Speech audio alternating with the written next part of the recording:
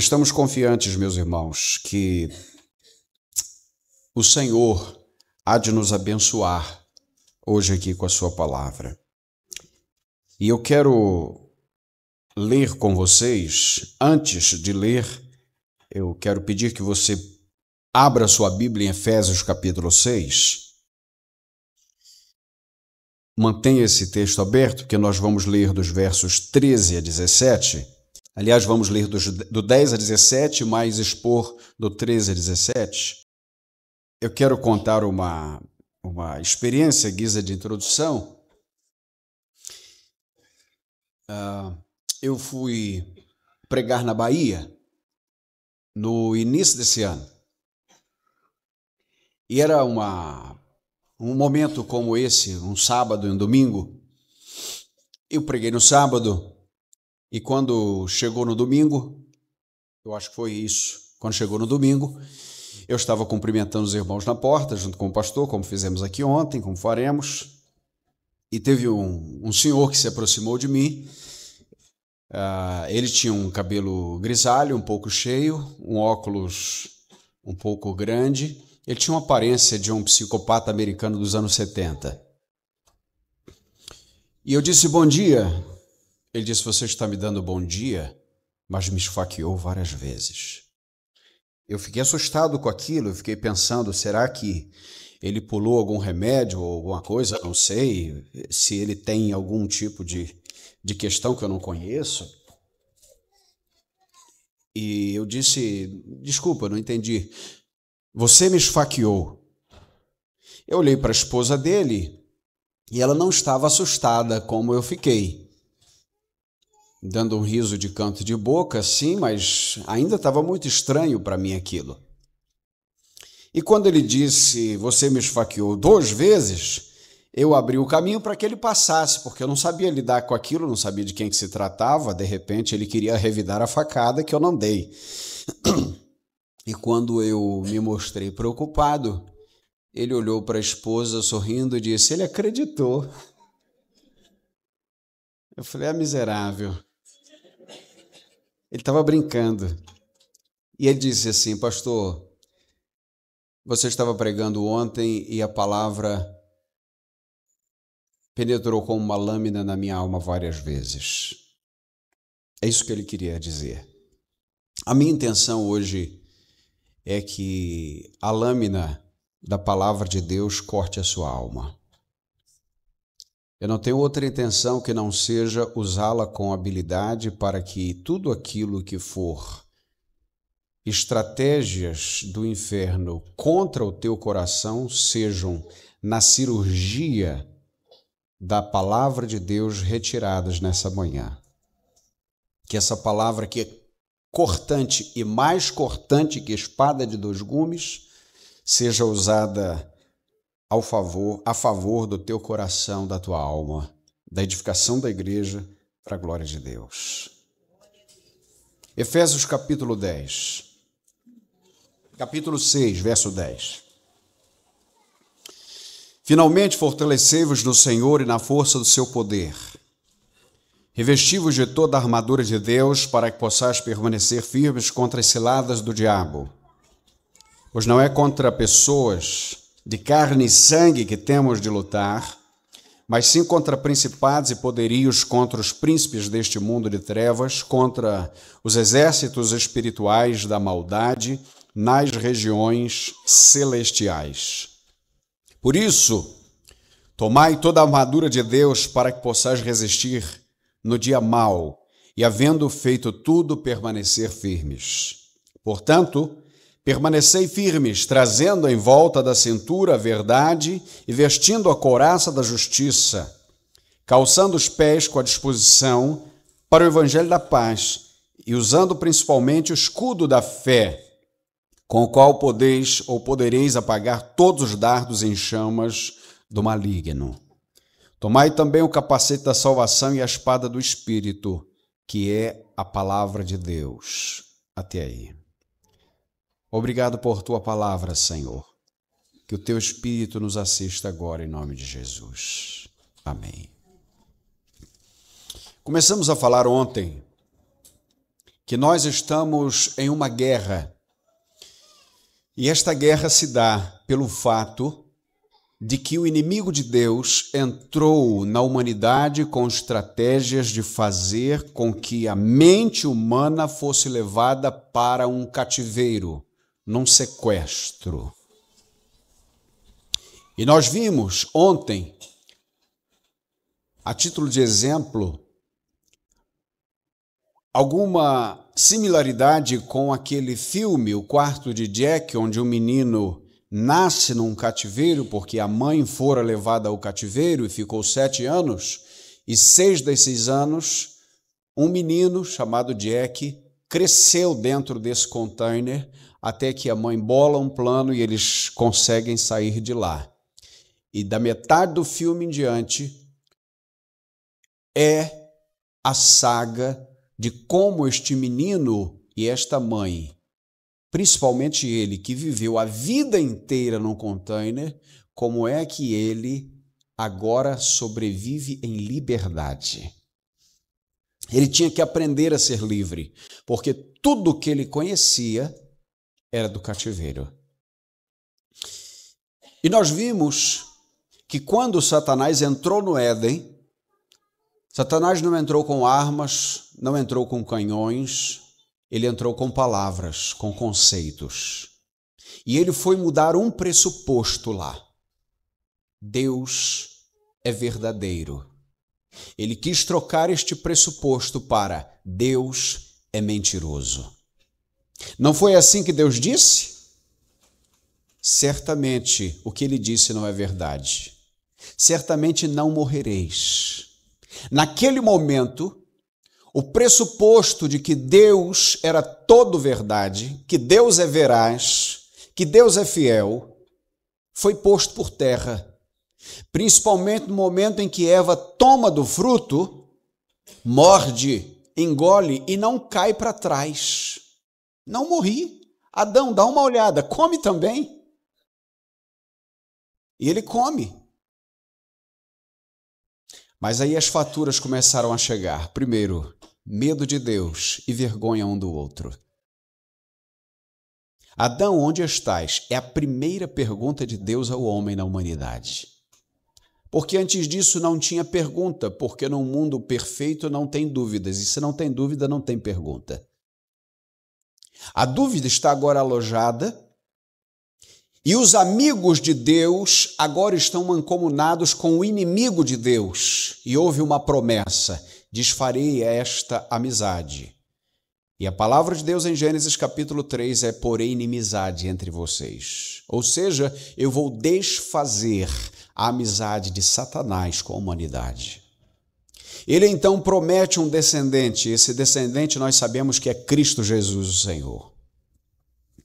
E nós vemos que para estourar este cativeiro, para onde a mente humana foi levada, somente a palavra do próprio Deus. E Cristo é a palavra que se fez carne e habitou entre nós. A palavra de Deus, então, e o poder de Deus em sua palavra, é aquele que vem para desfazer os pressupostos que Satanás tenta introduzir, porque todos nós aqui somos feitos de conclusões. Você está aqui porque concluiu que seria bom. Porque se você concluísse que seria melhor a praia, você teria ido para lá.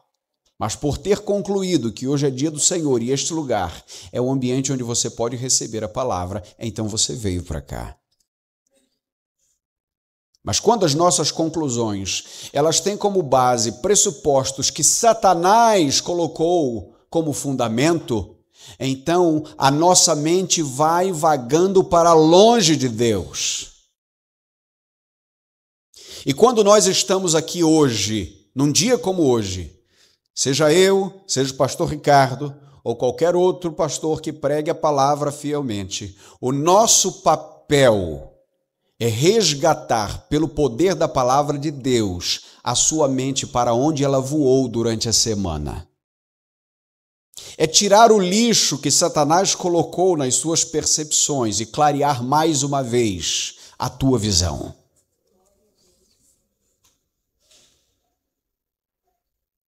Porque Deus nos tirou do cativeiro do pecado, mas agora Ele está ainda no processo de santificação, tirando os efeitos do pecado de nós, tirando os efeitos do passado de nós. Isto vimos no Salmo 126 ontem: restaura, Senhor, a nossa sorte, mesmo que antes Ele tenha dito: grandes coisas fez o Senhor por nós.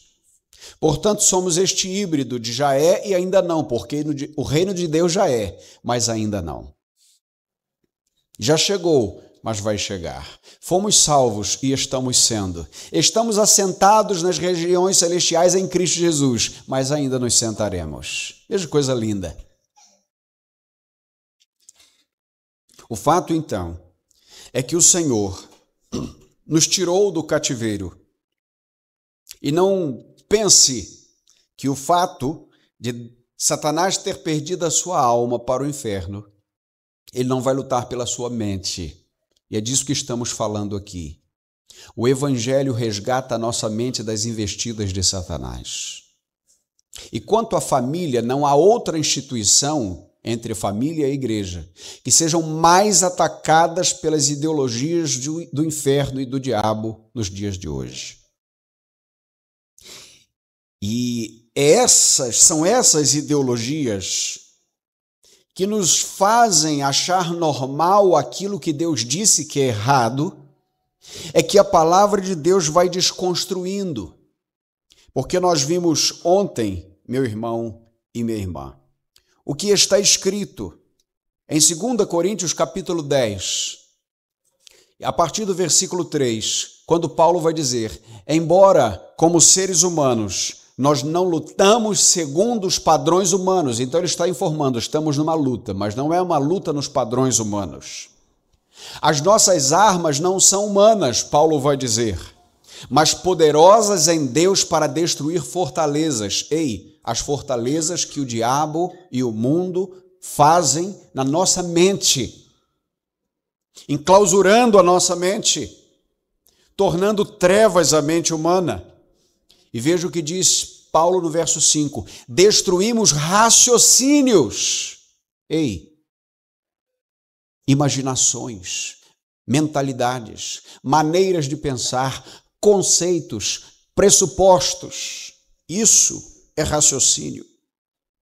E toda arrogância que se ergue contra o conhecimento de Deus. Agora veja: levando cativo todo pensamento para que obedeça a Cristo. Por que nós nos reunimos diante da palavra? Para que o nosso pensamento seja levado a Cristo cativo.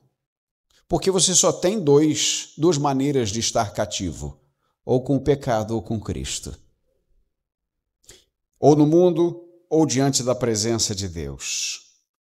Nós vimos, portanto, que o Evangelho faz assim, que o Evangelho vai tirando isso de nós. E nós vimos ainda ontem que nós não podemos lutar com armas humanas, porque é como entrar numa guerra feroz com um estilingue.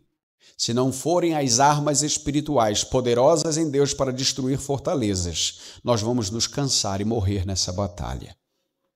Hoje, portanto, meus irmãos, nós chegamos a um texto que nos encoraja: tomai toda a armadura de Deus para que possais resistir no dia mau. Perceba que Paulo está nos dizendo uma vez mais que estamos numa batalha. Paulo aqui está preso, certamente, olhando um soldado romano, e ele está, por analogia, escrevendo para a igreja de Éfeso, olhando as partes daquele soldado, da sua indumentária militar. E ele começa a dizer então: tomai toda a armadura de Deus para que possais resistir no dia mau. E ele começa a falar de partes dessa armadura.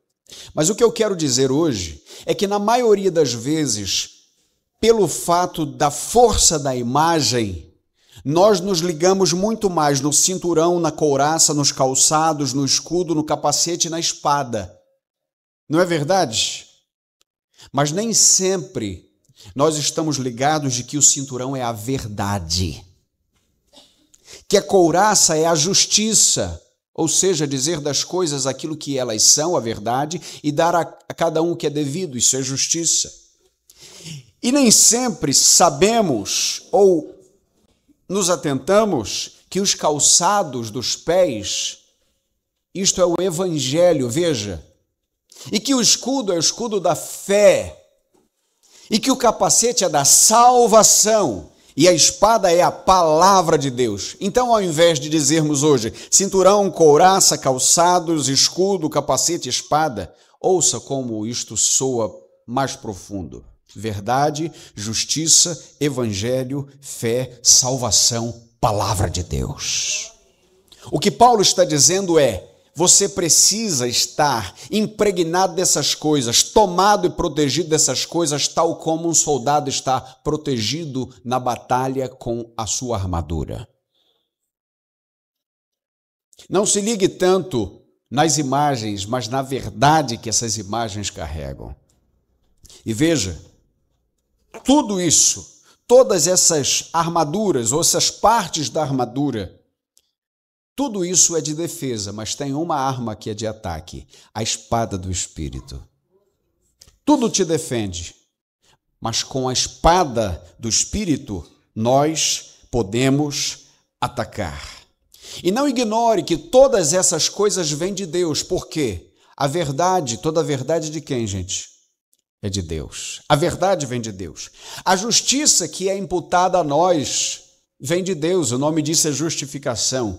O evangelho que calça os nossos pés vem de Deus. A fé é um dom de Deus. A salvação vem a nós pela graça de Deus. E a palavra é palavra de Deus. Portanto, tudo vem de Deus para nós nessa luta. O que eu quero dizer é que quando Satanás quiser enganar a nossa família com as mentiras, nós precisaremos então da verdade que vem da parte de Deus.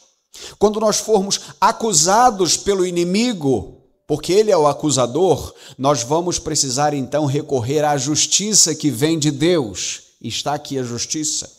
Quando as narrativas enganosas, sofismas diabólicos, mentiras do inimigo estiverem sendo disseminadas contra a nossa mente, vamos ter de recorrer à verdade do evangelho.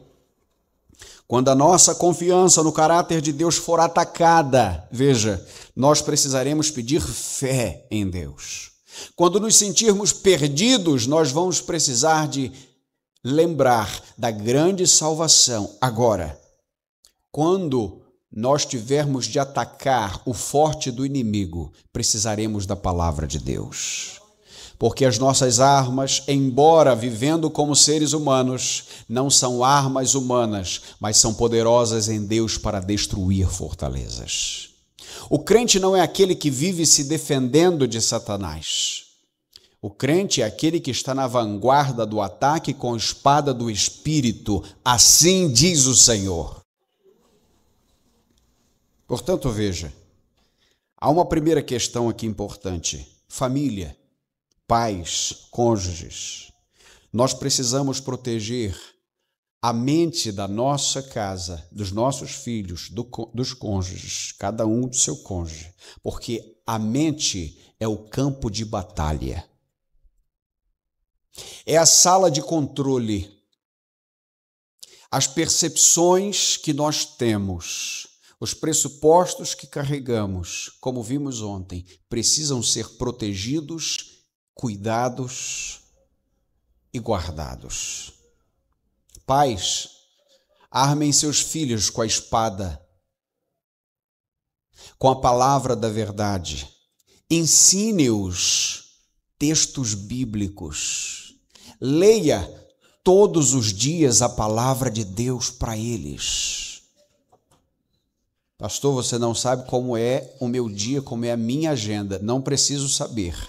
O dia que o Senhor nos colocou como pais de uma casa, isso estava informado. Nós precisaríamos nos preparar para essa batalha.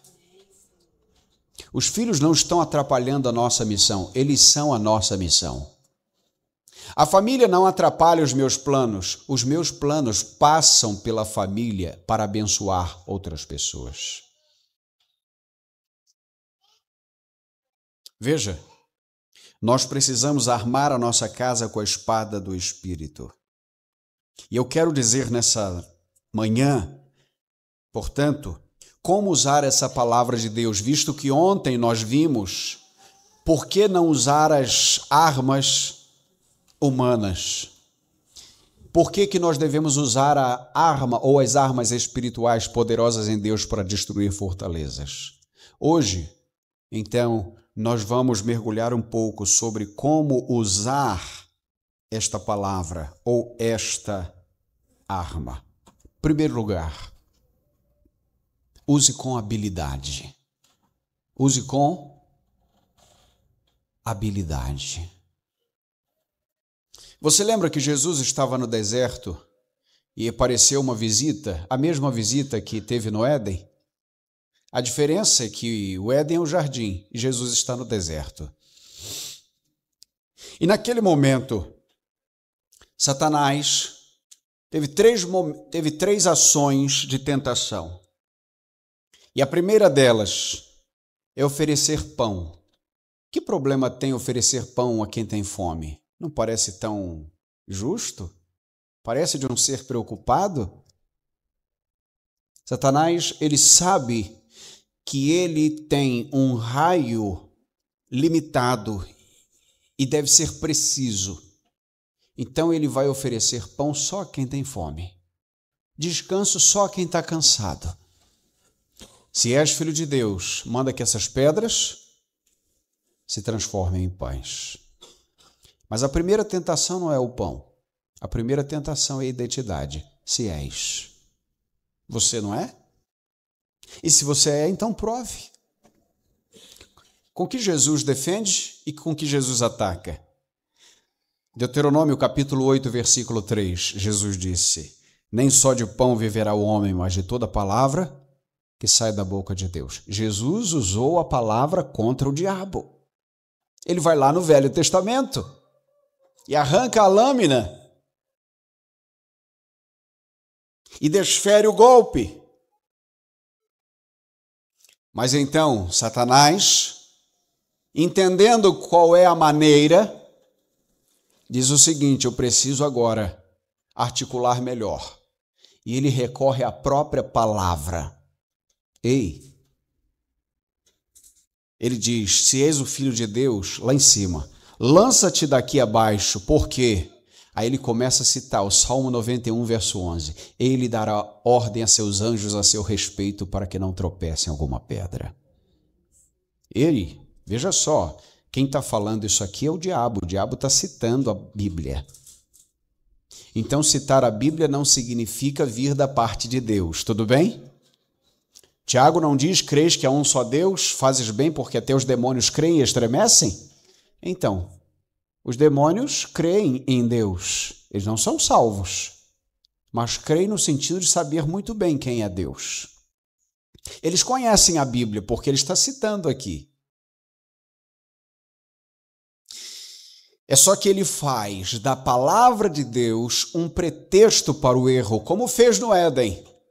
E diferente de Eva, que caiu, o Senhor Jesus, ele diz: mas também está escrito, não tentarás o Senhor teu Deus.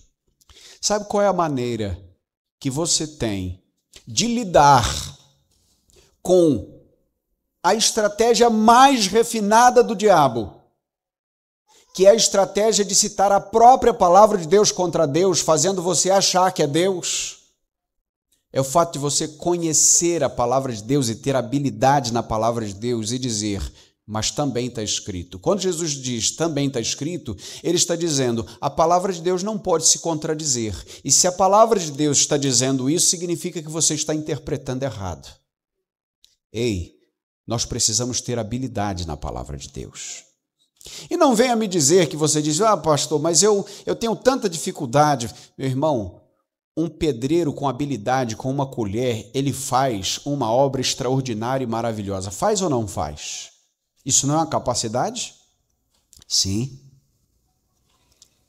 E será que este mesmo homem ou outro, ou mulheres que fazem outras coisas com habilidade, não poderiam passar 5, 10, 15, 20 anos de vida cristã ganhando habilidade com a espada do Espírito? Será que teremos de ser como crianças, apenas usando um canivete do Pai? Será que manejar bem a palavra da verdade é apenas para ministros do Evangelho ou é para crentes maduros? Porque na escola nós passamos a primeira série fica para trás, a segunda série fica para trás, não é verdade? E você forma então no ensino médio, que na nossa época aqui era o 2º grau, amém? Os mais antigos, e antes era ginasial, qualquer coisa assim. E aí você vai para a faculdade, se é que você escolheu esse caminho, se não escolheu tudo bem, mas você vai para a faculdade e você se forma 4 anos e você é diplomado, ok? E você quer alguma coisa com isso. Mas se você já tem 5 anos de evangelho e ainda está nos rudimentos, significa que isto perdeu o propósito do teu crescimento. Se na faculdade você andasse com o mesmo livro durante 4 ou 5 anos, o mesmo livro, não lesse outro, tudo bem, gente? O professor vai dizer o seguinte: você só tem esse livro para ler durante 4 anos. Você acha que no final dos 4 anos você conheceria bem esse livro? A pergunta é: o livro da nossa vida está sendo conhecido por nós, que é a palavra de Deus? Uma pergunta básica: você já leu a Bíblia toda? Porque uma das maneiras de lidar com habilidade é ler com volume a palavra de Deus. E não como quem cisca tentando encontrar poucas coisas, mas com volume. E o que eu quero dizer com volume? Ao mesmo tempo com especificidade.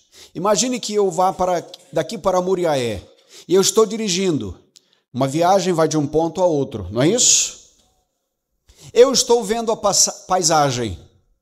A paisagem está passando. E eu percebo a linda paisagem em alguns ambientes. Mas por achar lindo e belo, não necessariamente eu tenha que parar ali. Eu tenho um ponto e outro. E eu preciso chegar no outro ponto. Mas eu estou percebendo a paisagem. Eu estou aprendendo o caminho. E quando eu passo num lugar muito lindo, por exemplo, lá o dedo de Deus, como o pessoal diz que é dedo de Deus, ou o dedo de Cristo, como dizia a Raíssa quando era pequena, eu dizia, um dia eu vou parar aqui para tirar umas fotos, mas eu não paro, eu vou adiante, porque eu preciso chegar a Muriaé. Hoje, por exemplo, vou sair daqui e preciso pregar à noite em Muriaé. Eu não posso parar no dedo de Deus, mas eu posso pensar, um dia eu vou parar aqui para tirar umas fotos. Eu achei isso tão lindo. E você vai ganhando quilometragem até que você chega. Um outro dia, então arrumo a família e digo, vamos lá no dedo de Deus, tirar uma foto, fazer um piquenique e descer um pouco mais naquele lugar que tem uma comidinha boa e vamos comer. Veja, eu não fui ver a paisagem, eu fui naquele lugar. A leitura da palavra de Deus com abundância é quando você pega um texto e diz, eu vou até o final nesse texto aqui. Eu não entendi isso aqui, mas eu vou ler, eu vou botar para dentro. Eu preciso ganhar quilometragem. Eu não sei o que Isaías está dizendo aqui. Continue, capítulo 1, capítulo 2, capítulo 3, capítulo 4, capítulo 5. 66, glória a Deus. O que você entendeu? Pouca coisa por enquanto, mas não esqueça que o Paracleto, o Espírito Santo, o Consolador, o Pedagogo da Graça, está a aplicar o resto da sua vida aquilo que você armazenou no seu coração e na sua mente. Volume, mas até que você diz assim, nossa, que capítulo lindo aquele capítulo 12, parece um salmo, e você volta nele para tirar umas fotos, para fazer um piquenique nele, para degustá-lo mais, para cravejá-lo na sua alma. Deu para entender? Volume e especificidade fará com que no decorrer dos anos, você saiba agir com habilidade com a palavra de Deus. Portanto, veja, o que Jesus está mostrando aqui é aquilo que Eva deveria fazer lá no Éden, mas não fez.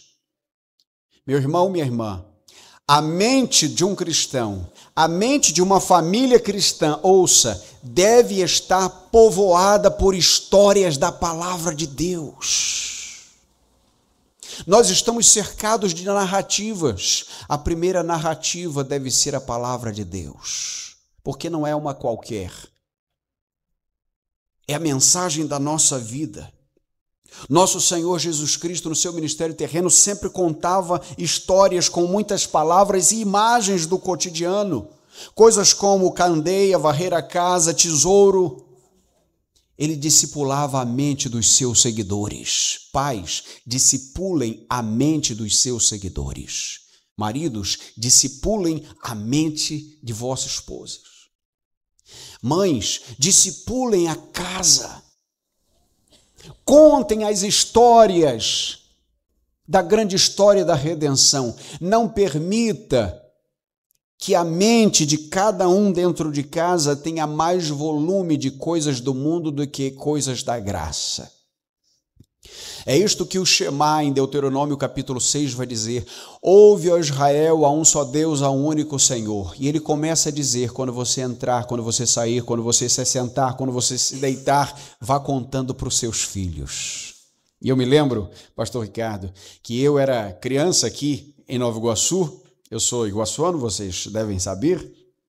O Chiado denuncia, mas eu estou há 11 anos em Muriaé, e quando eu era criança aqui, eu era de uma igreja chamada Igreja Batista Jardim Bandeirantes, ali perto de Santa Eugênia. Ok. Pastor Eduardo Alberto Aguiar Ferreira, um santo homem de Deus, piedoso. E nós não tínhamos carro. Íamos a pé, meu pai era muletante e ia a pé. Sol, chuva, não importava. E a minha mãe atrás conosco. Sabe fazendo o quê? Falando das coisas de Deus. Falando da igreja? Falando mal do pastor? Não, falando das coisas de Deus. Enchendo a nossa mente. Enchendo o nosso coração. No final do culto, viu o que o pastor falou? É certo que às vezes, depois do culto, tinha umas varadas de uma goiabeira que tinha lá, porque não era fácil. Mas fazia parte da palavra de Deus. Como disse ontem, a vara da infância e da juventude funcionava lá em casa. Mas a nossa mente era discipulada com as coisas de Deus. Nós precisamos, meus irmãos, garantir o alimento diário da nossa casa, porque nós estamos numa luta que, se não for assim, será desigual. Maridos, a mente das mulheres precisa ser blindada com a palavra de Deus. Muitas vezes nós precisamos agir com a palavra de Deus, com amor, cuidado, carinho, mas a palavra de Deus. Este é o primeiro ponto, use com habilidade. Se é espada, você tem que ter habilidade. Mas segundo, você precisa usar em comunidade. Vou repetir, usá-la em comunidade. É isso aqui. Porque um soldado não vai para a guerra sozinho. Não tem nenhum Chuck Norris no Reino de Deus. Quem entendeu a referência é Chuck Norris, só para eu ver a idade do pessoal. Ok. Não tem Braddock no Reino de Deus. O nosso Braddock é Cristo, aleluia. Ele entra e destrói sozinho, forte para nós. Mas nós somos exército. E exército é volume de gente. Preste bem atenção, meu irmão. Você precisa de uma igreja. Eva, quando caiu, estava sozinha. Entenda. É importante que nós saibamos o que a palavra de Deus reserva para nós enquanto estamos reunidos. Preste bem atenção nisso aqui. Você pode ler a palavra de Deus sozinho em casa e Deus vai falar ao seu coração. Ok. Assim como você pode orar também em casa. Mas você sabe que há bênçãos distintas na oração comunitária. Porque teve momentos que minha alma estava sangrando e se eu estivesse sozinho em casa eu sucumbiria. Mas porque uma comunidade orou por mim, alguém me abraçou em oração, eu pude sobreviver. Da mesma maneira é a palavra de Deus. Quando Pedro vai falar na sua segunda carta, no capítulo 1, no versículo 20, que nenhuma profecia das Escrituras é de interpretação particular, o que Pedro está dizendo aqui não é que uma igreja ela tem que definir apenas uma boa doutrina. O que Pedro está dizendo é que a interpretação desta palavra precisa ser pregada à comunidade e não de maneira particular. Isto aqui aponta para a vida comunitária da igreja. Eu não posso a vida inteira querer interpretar no meu quarto a palavra de Deus. Eu preciso me assentar para ouvir numa igreja saudável que pregue a palavra de Deus. Os irmãos estão compreendendo isso? Do contrário, há bênçãos que você não vai conseguir alcançar. E não é porque tem alguém mais importante aqui que você, é porque há um mistério no corpo de Deus quando ele se reúne. Há um poder de Deus quando o povo que é corpo de Cristo se reúne. E Deus odeia quando alguém diz, eu quero a cabeça, mas não quero o corpo. Eu quero Cristo, mas não quero a igreja. Eu, quando casei com a minha esposa, não casei só com a cabeça dela. Eu casei com ela inteira. Por quê? Porque é assim que se faz. O corpo de Cristo está ligado à cabeça. E o corpo é ordenado pela cabeça. E todas as juntas funcionam bem porque estão ligadas na cabeça, que é Cristo. Portanto, nós devemos compreender que para que a nossa mente seja recuperada dos danos do cativeiro, não podemos abrir mão de uma caminhada com uma igreja local constante. Ei, pastor Ricardo há pouco disse o seguinte, tenho preocupação quando um crente só está no meio de seus irmãos durante a cada 7 dias. Concordo. E aprofundo como ele fez, durante a semana precisamos nos encontrar para falar da palavra de Deus. Agora pense, se nem durante a semana você encontra seus irmãos, chegar domingo que vem você não está aqui. Aí o lixo de Satanás vai acumulando na sua mente. Na outra semana você escolhe a praia, não está aqui. Na outra você escolhe o shopping, não está aqui. Daqui a pouco entrou, quem sabe, um compromisso, chegou uma visita, seja o que for. A igreja vai sempre ficando para depois. O lixo de Satanás vai acumulando no teu coração. E essa fatura chega. Compreenda, meu irmão, minha irmã, que esta palavra que foi instruída pelo apóstolo Paulo em Colossenses capítulo 3, no versículo 16, ensinai, acolheis e aconselhai-vos uns aos outros. E eu só posso fazer uns aos outros quando eu estou aqui, eu não faço uns aos outros em casa. E de que maneira? Olha só que coisa linda. Ensinai e aconselhai uns aos outros com salmos, hinos, cânticos espirituais, louvando a Deus com gratidão no coração. O que é isso? Vida em comunidade. Kevin Van Hooser tem um livro extraordinário, chamado Discipulado para a Glória de Deus. Em um dado momento, Van Hooser diz o seguinte, a igreja é o lugar para remodelarmos as nossas imaginações. Meus irmãos, quando nós estamos diante da ceia do Senhor, nós fazemos o que os puritanos prescreviam no princípio regulador do culto, nós vemos a palavra de Deus. Tá certo? Os meios de graça nesse sentido, e eu estou falando agora daquilo que Cristo nos ordenou como ceia e batismo, eles nos ajudam a ver a palavra de Deus. Quando vemos a água, quando vemos o cálice, quando vemos o pão, isto é didático para o nosso entendimento. E veja, eu não posso cear em casa sozinho, porque ceia em família. Tá certo? Quando vos reunirdes para cear, façam assim, assim, assim. Não é isso que Paulo escreve em 1 Coríntios capítulo 11? Então a ceia é um atributo da igreja reunida. E quando eu perco essa bênção, eu deixo de ver o drama encenado do cordeiro que foi morto e imolado. E eu deixo de ser relembrado que porque ele vive eu posso crer no amanhã. Compreenda então que eu preciso fazer todo o esforço da minha vida para trazer a minha casa diante dos meus irmãos. É o que Josué disse no capítulo 24. Eu não sei a quem vocês vão servir, se aos deuses dos antepassados, se aos deuses desta terra. Porém, eu vos informo, eu e a minha casa serviremos ao Senhor. Por quê, meu irmão? Porque os nossos melhores amigos precisam estar na igreja. Pastor, isso é exagero. Bom, você pode se reservar o direito de achar. Até que um dia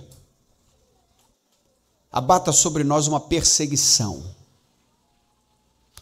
onde os melhores amigos do mundo vão oferecer como ovelhas mudas os amigos crentes. E isso acontece nos países perseguidos. Agora, eu duvido que um irmão na fé, de verdade, vai entregar o outro irmão na fé. Ele vai dizer, pode me levar. Onde estão? Não importa, eu estou aqui. Não é esse que disse Jesus? Amar com o amor que eu vos amei. O que Jesus fez por nós? Pastor, isso está muito longe. Então vamos começar a treinar esse negócio. E é só andando junto que a gente consegue. Quem é o teu melhor amigo? É alguém que não tem esperança da ressurreição? Ei, primeira carta aos Coríntios, no capítulo 15, no versículo 33, Paulo diz, não vos enganeis, as más companhias corrompem os bons costumes. O que Paulo está dizendo é, tenham cuidado, porque se vocês começarem a andar com pessoas que tenham esperança apenas para esta vida, vocês vão olhar para o chão ao invés de andar olhando para Cristo. Portanto, redimensionem bem as melhores amizades de vocês. Porque se Deus nos convocou para usar as armas espirituais, nós precisamos usá-la em comunidade. Quem já assistiu o filme 300? Escudo, ataque, escudo de novo. Lembra disso? Que exército! Um só não poderia. Nós somos um exército, meu irmão, que sobrevive muito além dos espartanos. Nós somos o exército do Senhor Jesus Cristo. Ele é o nosso general de guerra. Ele é aquele que, enquanto o trono de Uzias estava em vacância, em Isaías capítulo 6, ele estava sentado em seu alto e sublime trono.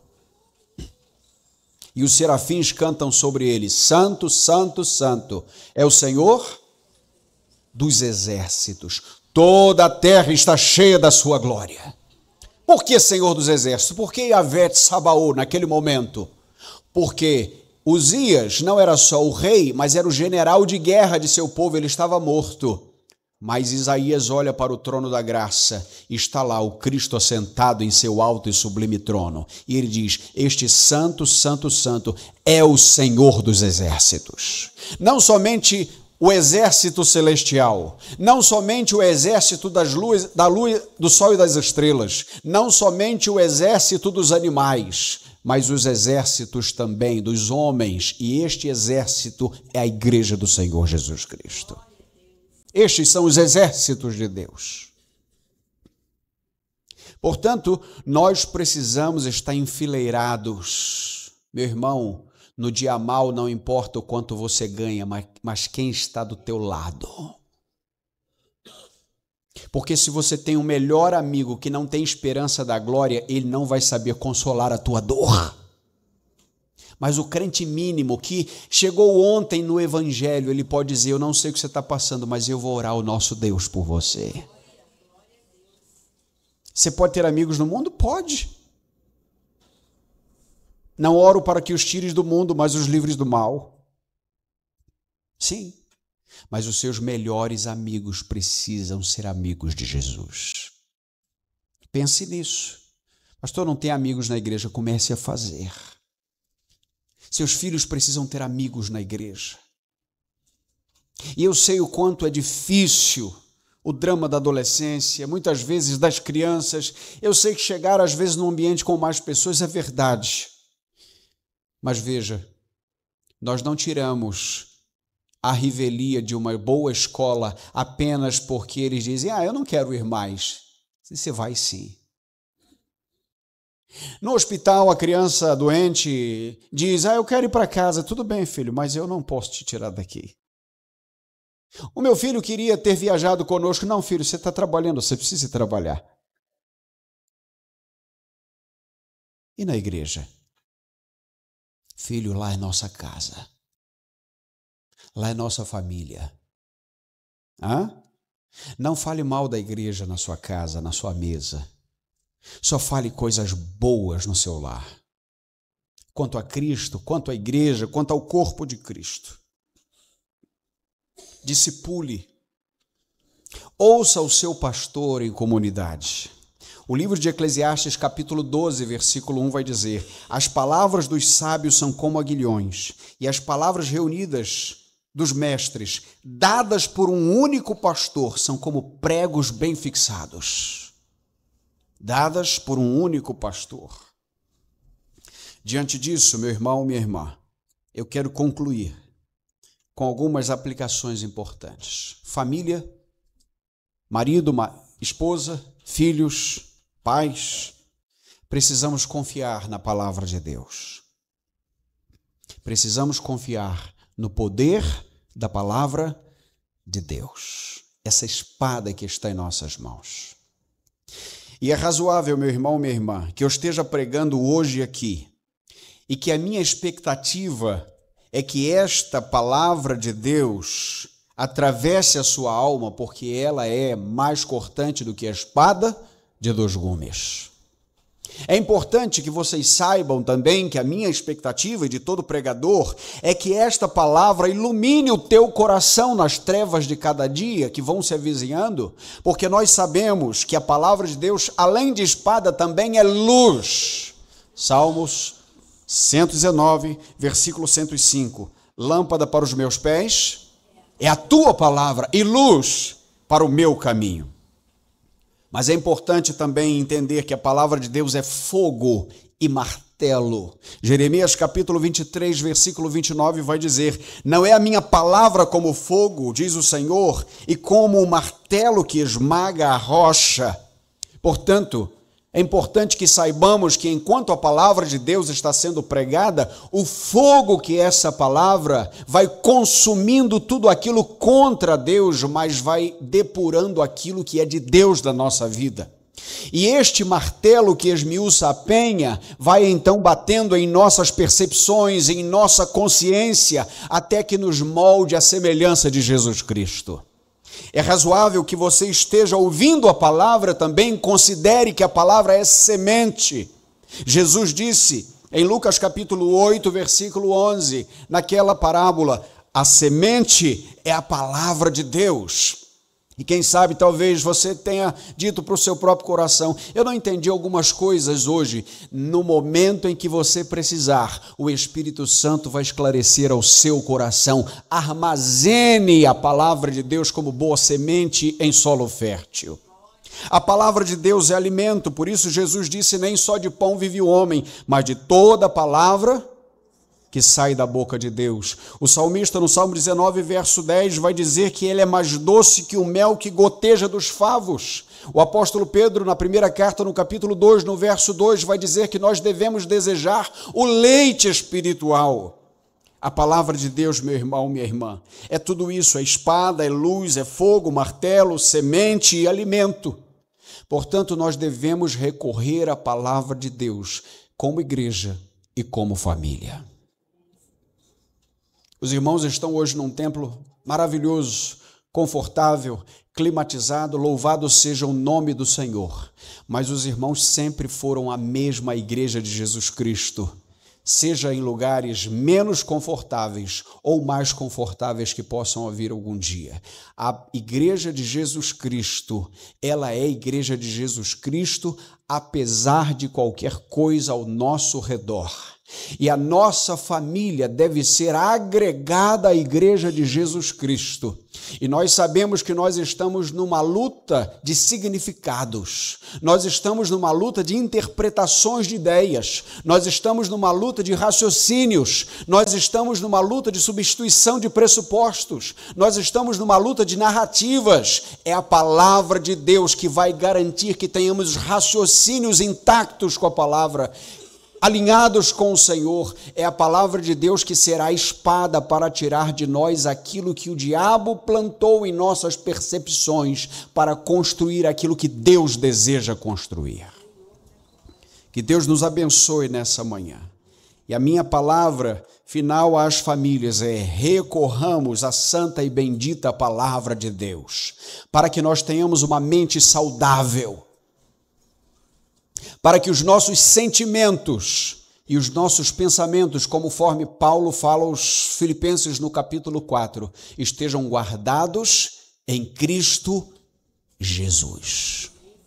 Ele dá uma ordem: tudo que for honesto, tudo que for puro, tudo que for de boa fama, tudo que for justo, se há alguma virtude e se há algum louvor, nisto pensai.